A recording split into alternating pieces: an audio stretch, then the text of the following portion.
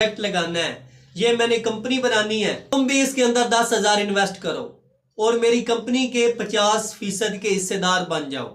इस तरह जो कंपनी वजूद में आएगी तो उसका 50% प्रॉफिट आपको मिलेगा और 50% आपके दोस्त को मिलेगा, क्योंकि 50% जो कंपनी के शेयर थे उसके पास थे।